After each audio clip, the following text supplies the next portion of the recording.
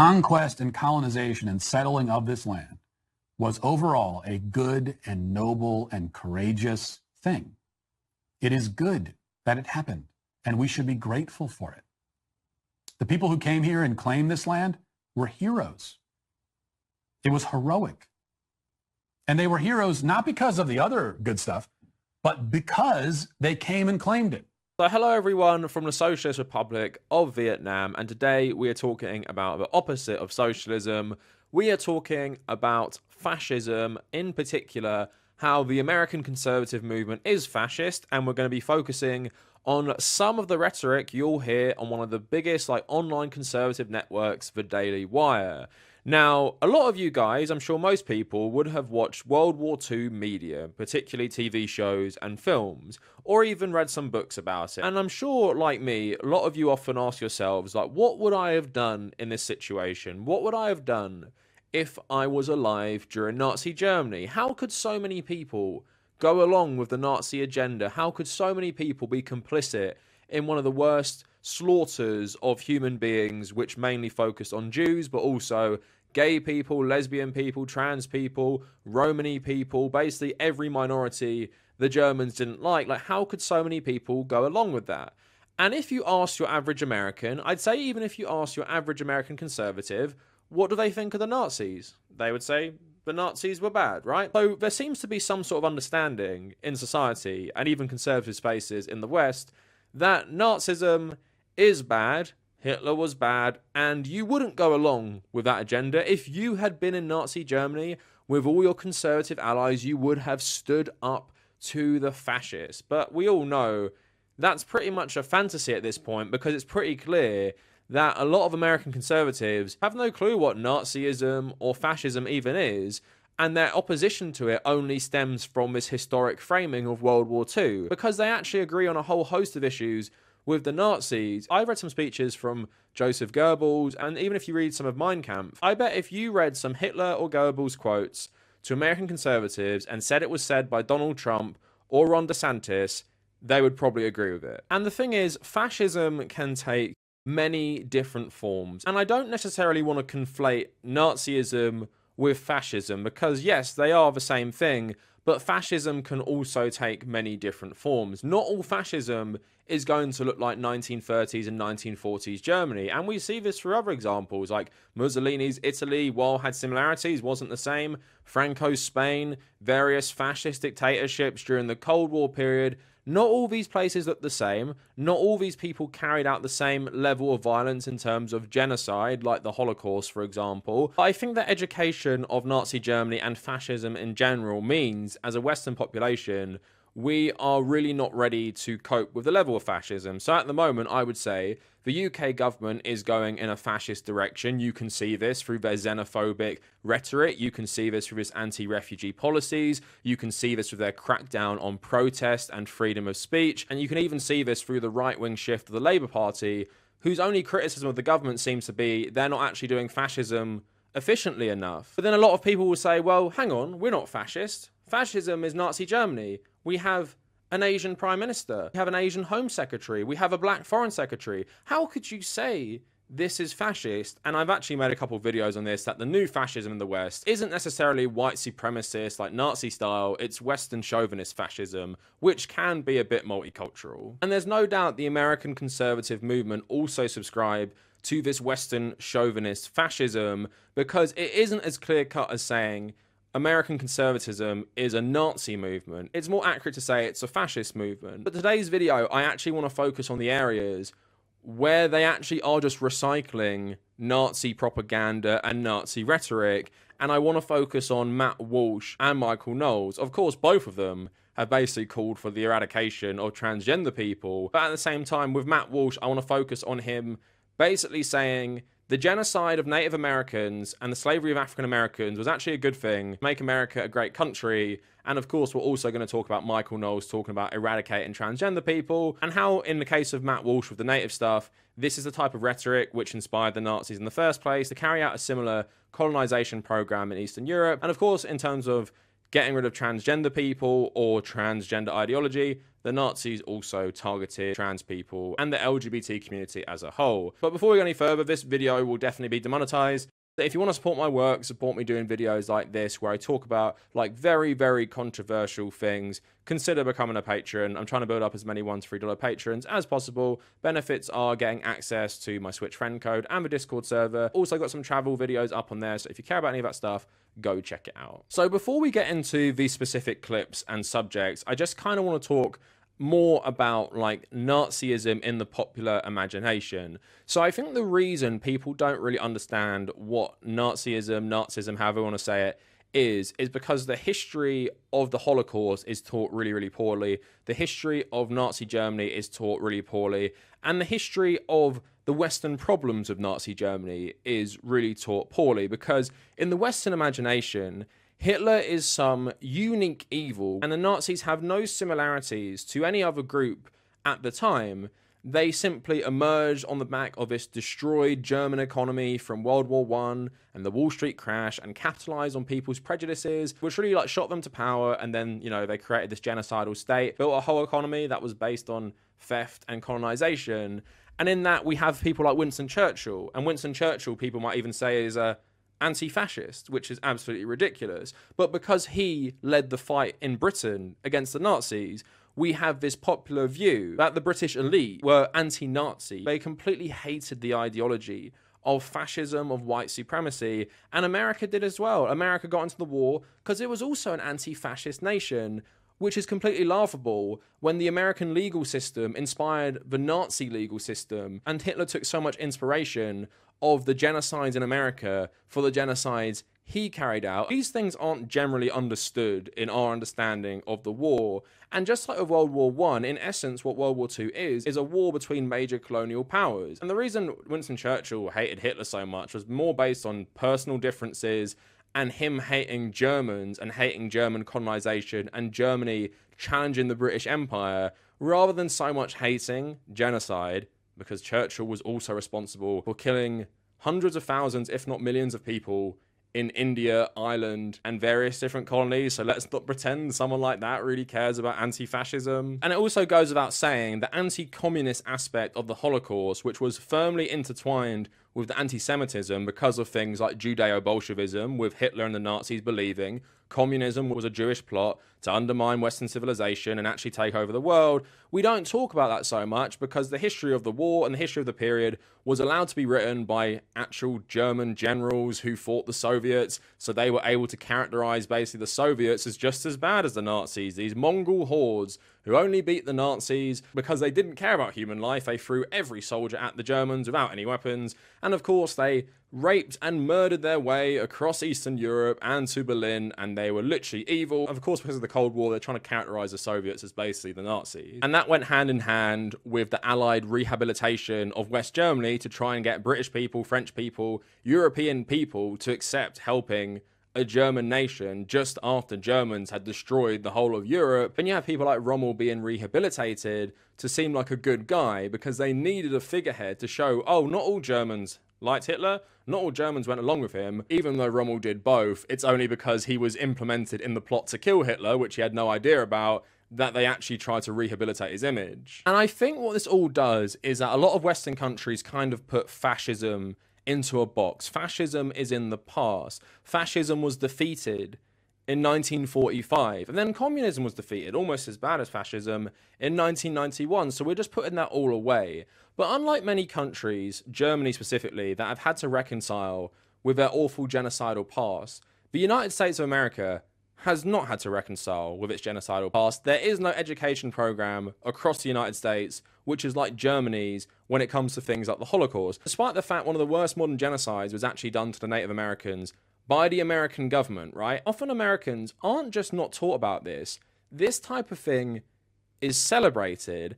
And one person in mainstream conservative circles who celebrates the native genocide of millions of people, the killings and slavery of millions of African people as well, is Matt Walsh, one of the most prominent creators, prominent speakers on the Daily Wire. And recently he went viral again because he was saying, America was good, and it's good we did these things to create this good nation. So what we're going to do is look at these clips, look at his rhetoric. I'm also going to link it to modern conservatism because Ayn Rand said something extremely similar about killing most native peoples in America. And then I want to talk about how this type of rhetoric and belief in America at large, during its whole history, actually inspired Hitler and his own ideology in Eastern Europe. So Matt Walsh has described himself as a theocratic fascist, and I think he originally did this to troll people, but this guy just is a fascist. There is no debate about it, and I strongly think he wouldn't actually disagree with much of the Nazis' own ideology, even if he might disagree with some of their actions, if I want to be absolutely kind to them. But he doesn't seem to have a problem with genocide. So here he's posting himself somewhere in America saying, "Man, I am glad we stole this land. Beautiful."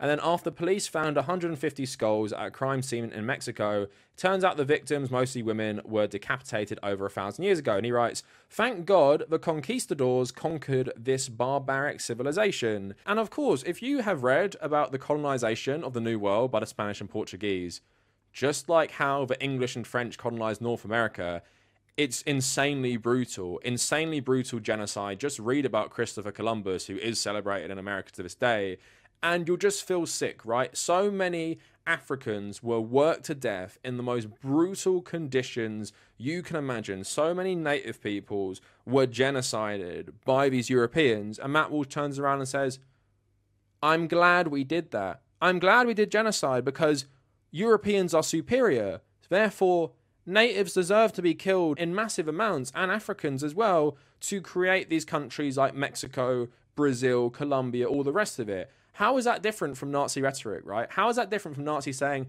"Oh yeah, we killed millions and millions of Jewish people, Slavs, Romani people, all this, just to create a better German Reich. And they deserved it because Germans are superior." Again, like literally Nazi rhetoric, fascist rhetoric.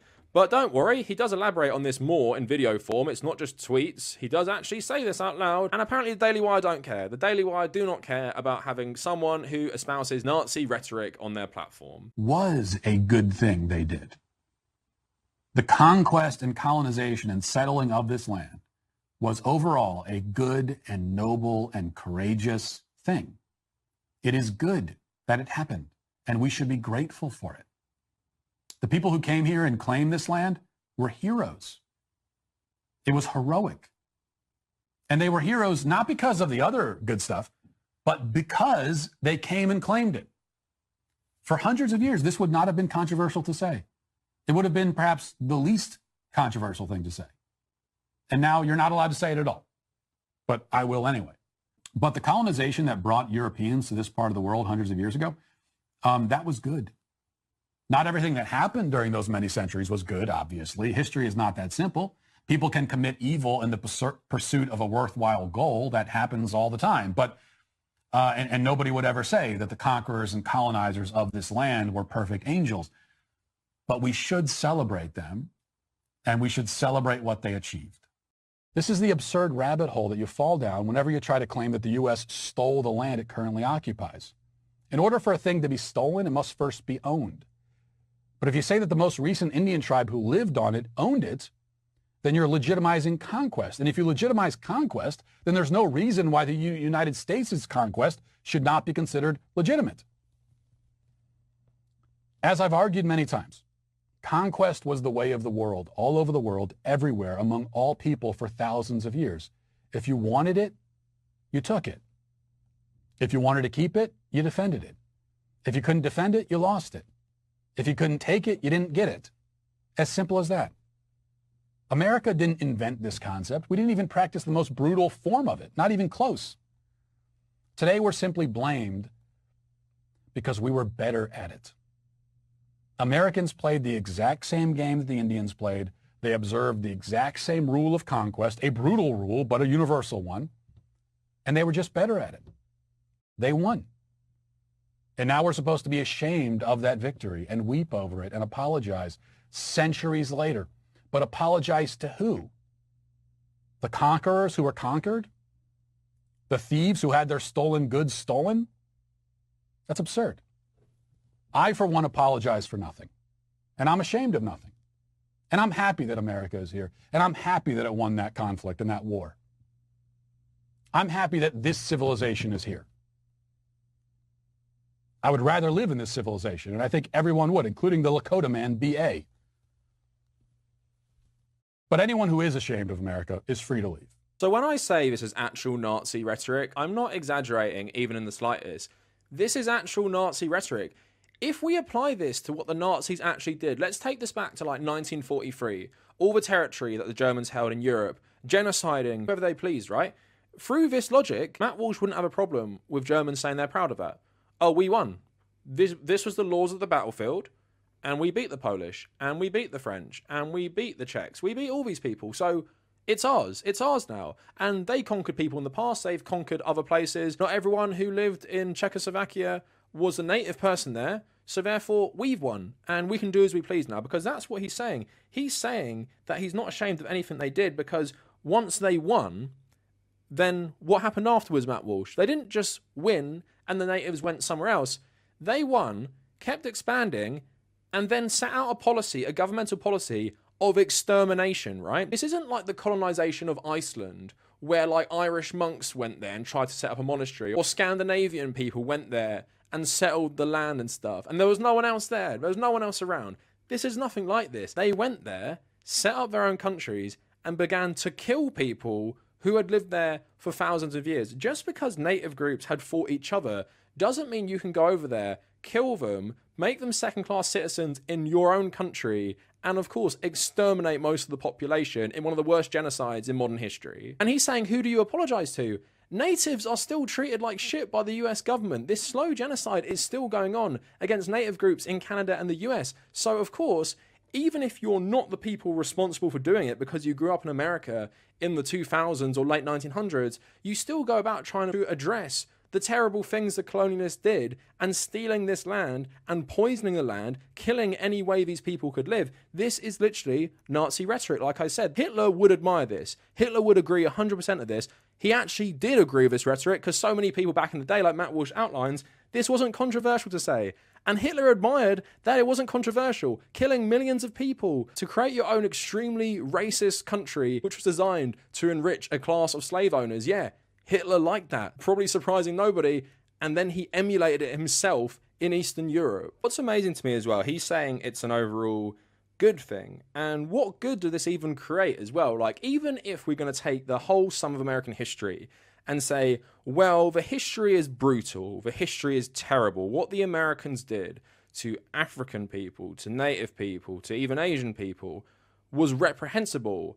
But now we have this amazing country where everyone thrives and America is a massive force for good in the world. No, what happened is they created one of the most evil countries in the world on the backs of genocide and slavery. So there's nothing redeeming about the settling of America at all, unless you're an actual Nazi, unless you're an actual fascist who believes creating a crazy capitalist state which exports its ideology around the world through actual war and genocide is a good thing. But again, if you're a fascist, you do believe this. But just on the point he was saying that this wouldn't be controversial 100 years ago, because yeah, of course it wouldn't be controversial for a white supremacist in a fascist state to say that colonization was good. But this has actually been part of the mainstream conservative movement for a while. So you guys all know a lot of these people love Ayn Rand for, one reason or another. Maybe they don't like her views on objectivism so much, but they like her views generally on capitalism. And Ayn Rand actually said something very, very similar, which I want to read to you. So Ayn Rand speaking about racism and slavery and Native Americans at West Point in 1974. So imagine Matt Walsh is saying this, or imagine Matt Walsh's reaction to Ayn Rand here. But now, as to the Indians, I don't even care to discuss that kind of alleged complaints that they have against this country. I do believe, with serious scientific reasons, the worst kind of movie that you have probably seen, worse from an Indian viewpoint as to what they did to the white man. I do not think they have any right to live in a country merely because they were born here and acted and lived like savages. Americans didn't conquer. Americans did not conquer that country. In other words, want to respect for the rights of Indians, who incidentally, for most cases of their tribal history, made agreements with the white man, and when they had used up whichever they got through agreement of giving, selling certain territory, then came back and broke the agreements and attacked white settlements. I will go further. Let's suppose they were all beautifully innocent savages, which they certainly were not. What was it they were fighting for if they opposed white men on this continent? For their wish to continue a primitive existence, their right to keep part of the earth untouched, unused, and not even as property. That's such a bad thing. But just keep everybody out so you will live practically like an animal, or maybe a few caves about. Any white person who brings the elements of civilization had the right to take over this continent.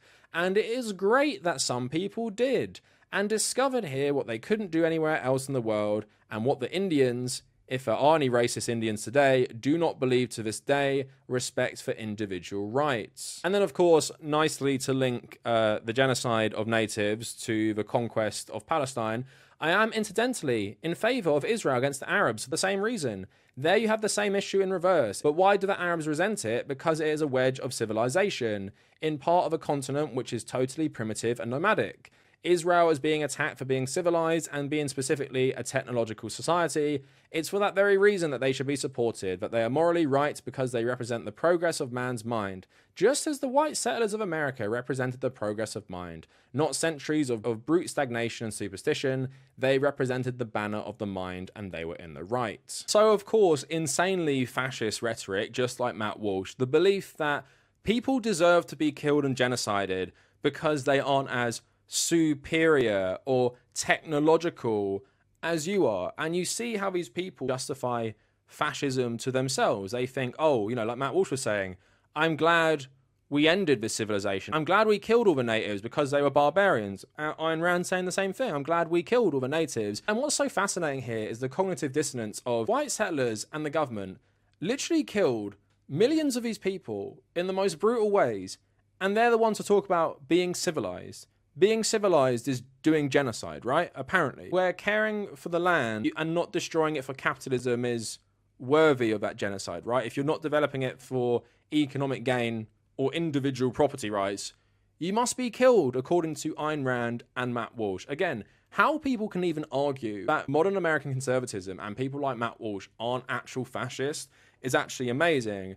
But on that note as well, this is Ayn Rand saying it, this is Matt Walsh saying it, and like I said, America has not had to reconcile with its past as a whole country. Lots of people have, lots of people listen. There are loads of good Americans, don't worry. I don't think you're all like Matt Walsh, but there's a reason this rhetoric is not seen as like extremely fringe or extremely fascistic, and it's because it still is in the mainstream. Like Matt Walsh can say that, and any repercussions?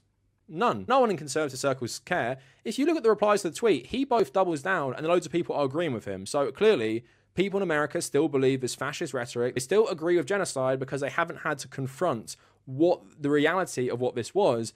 And it's no wonder when you have people defending it like that, Hitler was himself inspired by the genocide of the natives, and he wanted to do his own manifest destiny in Eastern Europe. So let's get into this. So on waging non-violence, how Hitler found a blueprint for a German empire by looking to the American West. Adolf Hitler and his regime consciously drew on US actions towards the Native Americans as a model for their murderous campaign in Eastern Europe during World War II. This is a connection explored by recent historians of Nazi Germany and detailed most comprehensively in Karl Kakel's The American West and the Nazi East. Hitler's overriding strategic goal in launching World War II was stretching Germany's borders eastward to encompass most of Europe. This quest for Lebensraum, or living space, to the east was his central preoccupation. He envisioned a vast German empire extending through the Baltics, Poland, Ukraine, Belarus, and Russia, all the way to the Ural Mountains. The empire would be gradually cleared of its former inhabitants and populated instead by rugged, self-reliant German farmers growing food to feed a great continental power. And of course, you can see lots of parallels with settler colonialism wherever you find it, from Ireland to Israel. This is why the United States was Hitler's chief inspiration. It was, according to the Holocaust historian Timothy Snyder, the exemplary land empire on which the Nazis based their vision of colonizing Eastern Europe. What did Hitler see when he looked to America for inspiration? After pioneering settler colonialism in Ireland, the British brought it to North America, with devastating effect as colonists displaced indigenous inhabitants. These same colonists made more rapid westward expansion a primary justification for the Revolutionary War against Britain, citing it specifically in the Declaration of Independence. Indeed, one of the largest military actions of the war was the Continental Army's attack on the Iroquois Confederation, after George Washington ordered the total destruction and devastation of their settlements, so they would be driven out by terror. The American military established its patterns for the next century by expelling native people from their homeland through a campaign of brutally indiscriminate violence. After independence, Thomas Jefferson popularized his vision of an agrarian empire of virtuous yeoman farmers. As for what he called the doomed red race, Jefferson wrote that those not willing to leave would be exterminated or driven beyond the Mississippi. Their methods included mass shootings, rape, burned villages, destroyed food supplies, and forced marches. The result was rapid depopulation by murder, starvation, disease, exposure, and expulsion. So, as an 1854 article in DeBow's Review put it about the natives and the justification for manifest destiny, their race is run and they're gradually disappearing to give place to a higher order of human beings. Does that sound like Matt Walsh, and does that sound like Ayn Rand? Andrew Jackson viewed Native Americans as a disease that was constantly infesting our frontier and needed eradication. All of this makes it unsurprising that in looking for a blueprint for Europe, for the European East, Hitler found it in the American West. In Snyder's words, the American example was one of the source mythologies of the Nazi Eastern Project. Hitler grew up reading Karl May's American Western novels for young people, which featured tales of taming the Wild West through Indian wars. He also regularly reread them into adulthood, even recommending them to his generals as sources of creative ideas. Writing in Mein Kampf in the 1920s, Hitler praised the way the Aryan American conquered its own continent by clearing the soil of natives to make room for a more racially pure settlers and lay the foundation for its economic self-sufficiency and growing global power. Indeed, the concept of Lebensraum was coined and popularized by Friedrich Razzle, who said his theory of colonization and racial replacement drew inspiration from the American historian Frederick Jackson Turner's Frontier Thesis and its identification of colonization of the Great West as central to American history and identity. Once the Nazis gained power in Germany, Kakel details how the American West became an obsession for Hitler and his closest followers, such as Heinrich Himmler. Their goal was to remake the demographics of Europe the same way the US remade the demographics of North America. The Nazi leadership routinely referred to Eastern Europe as the German East or the Wild East, and its inhabitants as Indians, admiring how the United States had gunned down millions of redskins to a few 100,000 and now kept the modest remnant under observation in a cage. Hitler spoke of his intention to similarly Germanize the East by immigration of Germans to look upon the natives as redskins. Echoing American justifications for westward settlement, he stated, "It is inconceivable that a higher people should painfully exist on a soil too narrow for it, while amorphous masses which contribute nothing to civilization occupy infinite tracts of a soil that is one of the richest in the world." Here in the East, a similar process will repeat itself for the second time as in the conquest of America.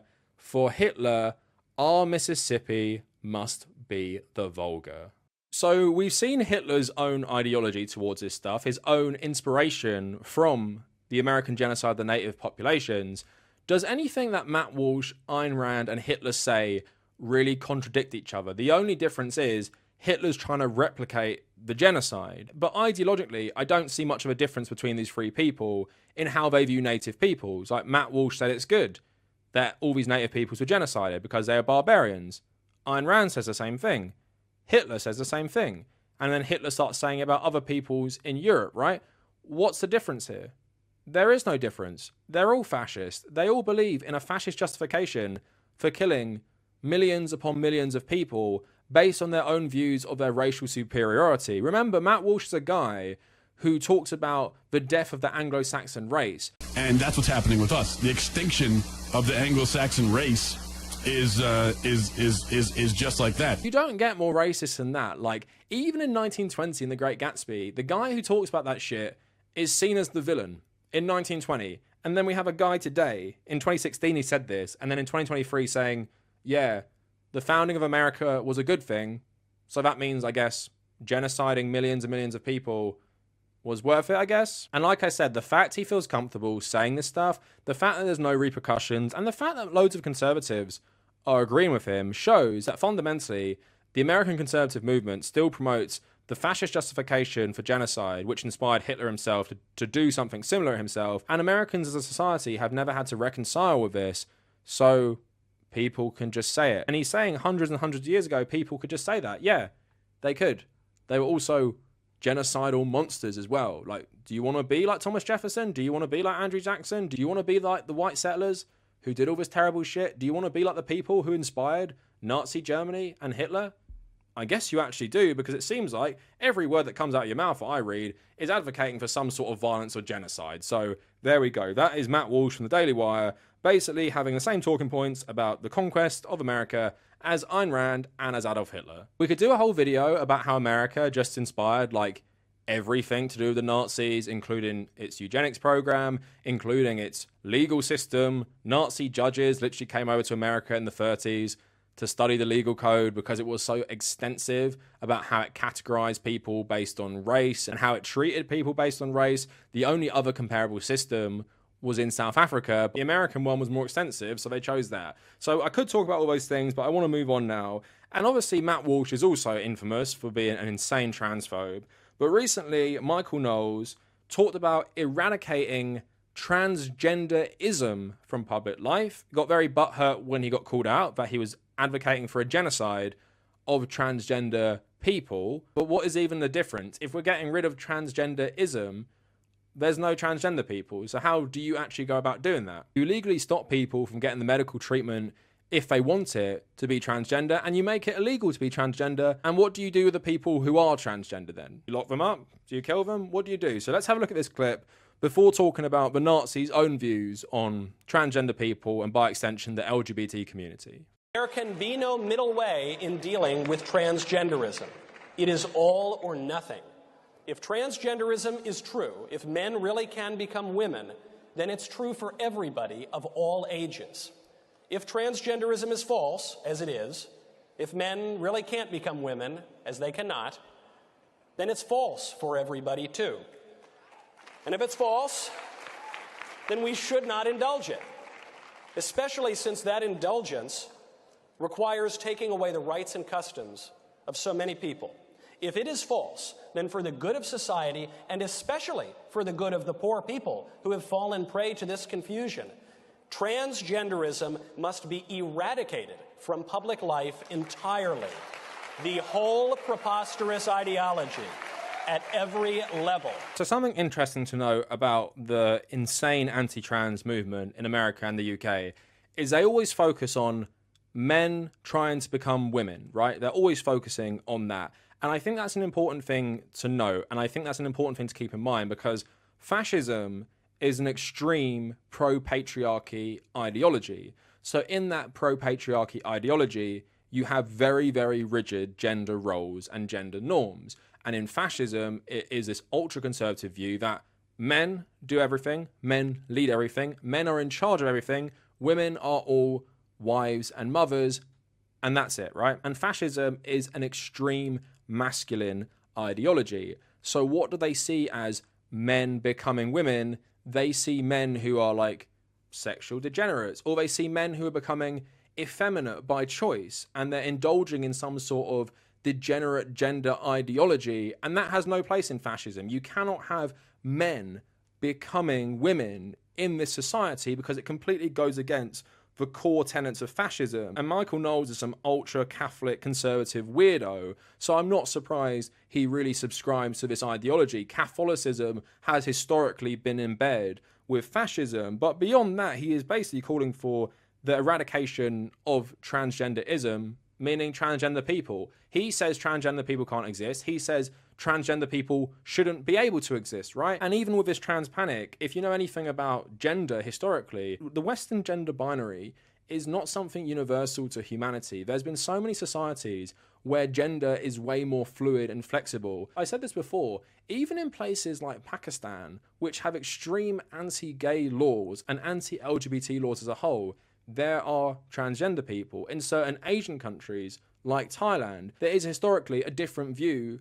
on gender fluidity and the gender binary. And this happens in a lot of societies across Europe as well in the ancient period. So all this really comes from a fascist Christian view of gender. And they see anything to do with this as subversive. They see any man who wants to pretend to be a woman as a threat to their ideology. And also, of course, all this trans panic goes in with some sort of groomer panic as well, because they feel like the left are indoctrinating kids in sexual ideology, because again, they're trying to link the LGBT community to something inherently terrible like paedophilia and stuff. Let's just not talk about, you know, all the nonces and pedos in the Catholic Church, which Michael Knowles is a part of, by the way. So when I say this as like actual Nazi rhetoric, not just fascist rhetoric, it's actually playing into like actual Nazi ideology. We have to go back to Nazi Germany itself, and we have to see, how did the Nazis treat transgender people? And some of you might say, there weren't any transgender people 100 years ago. How could there be? Transgenderism, according to Michael Knowles, was invented like 10 years ago. But let's get into this. It's obviously a very overlooked part of the Holocaust, overlooked part of the rise of the Nazis. So LGBTQ Institute in Germany was burned down by the Nazis. On January 30th, 1933, Adolf Hitler was appointed Chancellor of Germany. His rise to power ushered in Nazi control of the country and led to the horrors of the Holocaust. Among those targeted by the Third Reich were lesbian, gay, bisexual, transgender and queer people. LGBTQ people would be sent to concentration camps alongside the Jews, the disabled and many more. On May 6, 1933, Nazi demonstrators raided the libraries of the Institute for Sexual Wissenschaft, a German name that roughly translates to the Institute of Sexology.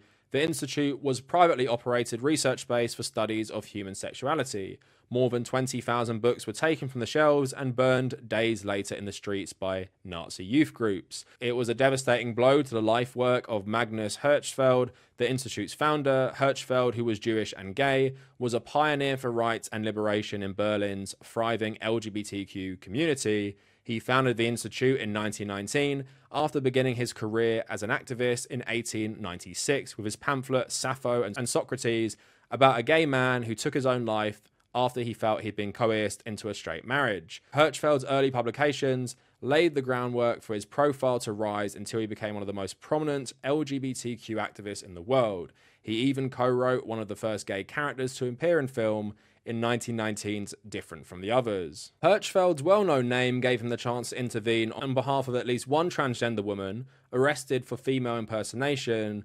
That woman went on to become one of the several who had the chance to take advantage of the Institute's pioneering gender affirmation surgeries. The Nazis' destruction of the Institute's library destroyed all the medical records, which contained detailed notes about the nuances of the complicated procedures, alongside untold volumes of thought, stories, and studies on LGBTQ people. Hitler himself called Hirschfeld Jewish swine, and the Institute's events and speaking engagements were frequently marred by heckling, stink bombs, and so on, according to Simon LeVay's 1996 book, Queer Science. So around 10 to 15,000 LGBT people were sent to concentration camps, murdered, experimented on by Nazi doctors. But what I just read you there about Hirschfeld and this institute, do you think Michael Knowles would object if a bunch of Republican youths went to a transgender clinic anywhere, let's say LA, and maybe burnt it down, went in there saying they were protecting whatever and destroyed the work of the people there? Do you think when Michael Knowles talks about eradicating transgenderism, he would agree with similar actions to what the Nazis did to transgender research and clinics in Nazi Germany? Are you seriously going to tell me when someone espouses rhetoric like this, they wouldn't agree what the Nazis did? And as we see with TERF movements around the world, recently in Australia, the TERF movements who describe themselves as like liberal feminists wanting to protect women, they're marching around with Nazis giving Hitler salutes, right? Because these movements are aligning on their views on gender. And that's what I mean when I say the history of the Holocaust of Nazi Germany is taught so poorly, because these people are actually realizing now, oh yeah, I actually agree with the Nazis. I'm a TERF. I agree with what the Nazis did to institutes like we just read about. I agree with how they treated transgender people. I'm Michael Knowles, this Catholic fascist, and I want to eradicate transgenderism. Well, if you want to eradicate transgenderism, wouldn't you be doing similar attacks to what the Nazis did to the institute we just read about? Of course you would. And here you see two prime examples of people saying genocidal rhetoric or saying genocides are good, and they work for mainstream conservative outlets. How many mainstream news networks have Matt Walsh and Michael Knowles appeared on over the years? Every single conservative one. They have a popular show on the biggest conservative network on YouTube, right? Probably get paid millions of pounds a year. We saw Stephen Crowder got offered $50 million for 4 years, right? So these people not only are being accepted, they're being paid to spout fascist Nazi propaganda on some of the biggest conservative networks. So how can anyone argue to me the mainstream conservative movement is not only fascist in like a modern sense, in like a Western chauvinist sense that fits in with 2023, it's also a movement that is happy enough to repeat Nazi propaganda, Nazi arguments for genocide, which they then frame as good. Is anyone seriously going to argue with me, centrist, conservative, libertarian, leftist, that American conservatism isn't a fascist movement? It is a fascist movement. I tweeted this the other day.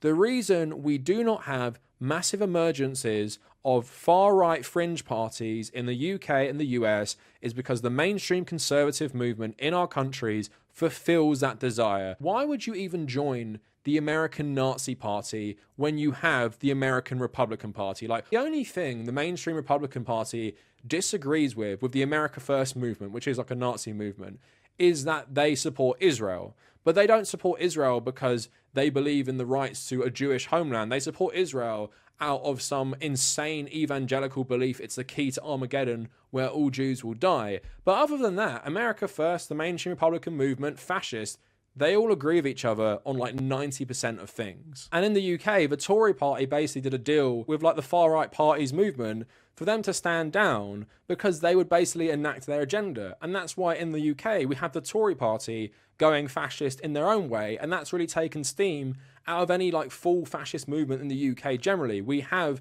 these Western chauvinist fascist movements, and in America explicitly, we have like these genocidal movements which happily call for genocide or celebrate genocide. And if they had their way, they'd enact it. Michael Knowles would be happy if American Republican youth went around to transgender clinics and burnt them down and destroyed them. How can you say otherwise when he's talking about eradicating transgenderism entirely? So anyway, that is it for the video. Let me know what you guys think down in the comments. And if you made it this far, thank you for watching.